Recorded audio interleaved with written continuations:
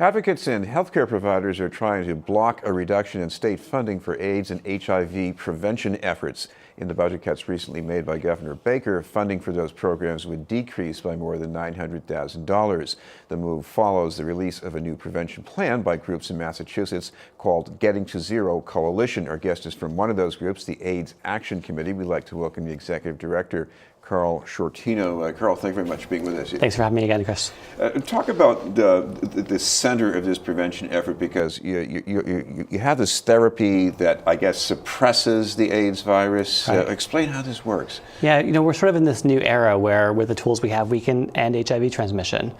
For someone living with HIV on treatment, fully containing the virus and blocking it from replicating in the body, someone that's uninfectious, undetectable, or has the virus under control is actually uninfectious. So the idea that treatment is in fact prevention has been well demonstrated. So that we can now say someone that's on treatment, fully under control, is no longer infectious to other people in any sense. The flip of that is someone that's at high risk for getting infected with HIV, someone that's HIV negative but in a high risk situation, can now take a pill a day to prevent HIV if they become exposed. Kind of like birth control, taking a daily pill to prevent something if you're exposed to, in that case, semen and don't want to get pregnant.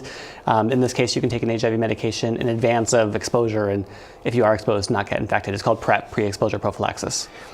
Taking the pill might be the easy part, but talk about why people are not taking the pill. I mean, are they not getting it, or is there something else that's needed as far as maybe outreach? Yeah, it's kind of remarkable how far we've come clinically. Medically, it seems easy. Take a pill a day and life is okay. But the reality for people that we serve, dealing with all kinds of physical and economic and social barriers, social determinants of their health outcomes, housing and homelessness and mental health and substance abuse are clearly the biggest drivers of poor health outcomes for those living with HIV. So when someone walks in our door at AIDS Action Committee, we want to get them on treatment and healthy, but they want to deal with, they have no food, they have no place to live, they have mental health issues or substance abuse, and you have to address those things first before you can actually fully address their medical needs, which are relatively simple compared to where they were 15 years ago, for sure.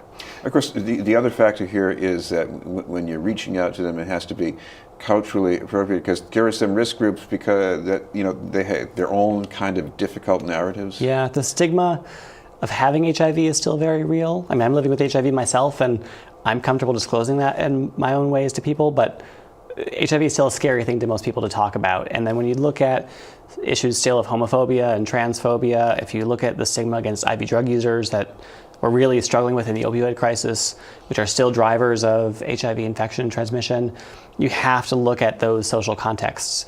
Even someone walking in our door, AIDS Action with AIDS on our name, historically and still today, we don't put the name AIDS Action Committee on our front door because of how strong that stigma actually is. It just says AAC.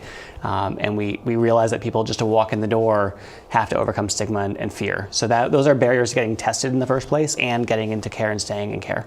We're talking with Sciortino of the AIDS Action Committee.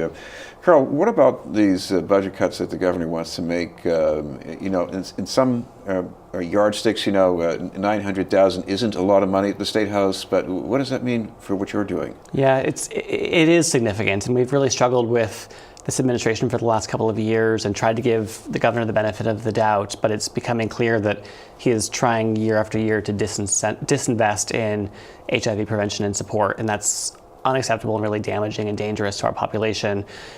We've seen about a 40% decrease in HIV funding in the last decade and a half, and we've seen a 40% increase in the population of people living with HIV who still need care and support and services, and will until they either pass away or we have a cure. And people want to think that HIV is an issue of the past, but that population of people living with the virus grows and still has significant needs to manage a chronic condition for the rest of their lives. The governor proposed cutting us $2 million 2 years ago. We were able to fight that back with the legislature. Last year he cut us $1 million with a veto. That was overridden by the legislature. We don't have excess capacity in our system. In fact, we're trying to innovate with our Getting to Zero efforts to really make sure our system meets the needs of prevention and treatment in the modern era. You can't do that kind of work for free. And what we're asking for is to maintain what we have, not destabilize the system that's been working to reduce new infections and improve health outcomes. Don't punish the system that's actually working well when we're trying to figure out how to get to the next stage of progress, taking money out from under us actually destabilizes that system and that progress. Well, part of the Getting to Zero strategy is getting people engaged with care. It's not just that you have the ability to walk in and get something for free, maybe. Right. What does that mean, to get them engaged? Yeah, so I'll give you one example. If someone gets an HIV diagnosis today and you start them on treatment today, they have a much more high likelihood of adhering to that treatment regimen, becoming virally suppressed quickly. Within a month's time, they would be virally suppressed, which means they're not infectious to anybody else. If you let that person walk out the door with that HIV positive test and say, come back in a week and we'll get you on treatment, come back in 2 weeks, we'll get you on treatment, there's a significant portion of people that never come back. And those are the people we lose to the system, which means they're still in the community, they are still living with HIV, they're not treating their virus, and they're able to pass on the virus to other people and have worse health outcomes. So the kinds of work that we do with health navigation, case management staff, for example, is to literally proactively go into the community, go knock on doors, go into community spaces and look for the people that we've lost to care, find them and call them into the system to say, how can we help you? What are your barriers? What are your fears?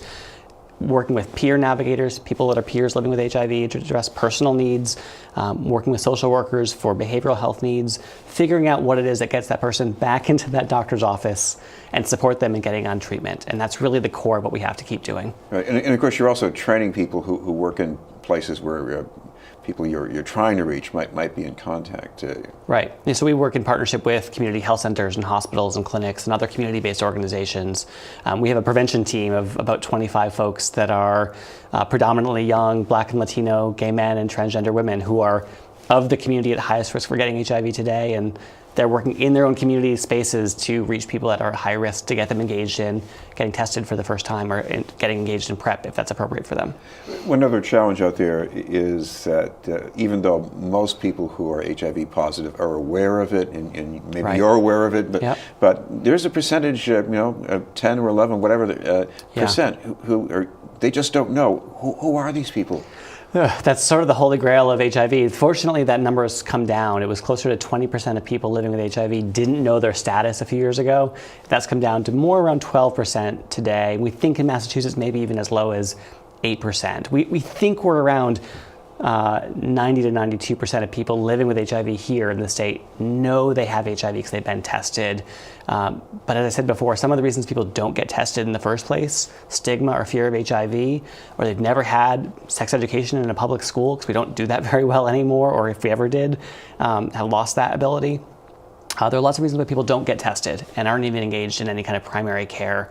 And so our job is to find those people that are most vulnerable. As I mentioned, our program doing outreach to young Black and Latino gay men and transgender women, these are people that are generally not well engaged in the care system, not well engaged in even primary care, generally otherwise young, healthy adults who are living their lives as teenagers, 20-somethings, and feel like they're immune to everything as young people, but in fact are engaging in high-risk behavior and living in a community with a higher prevalence of HIV.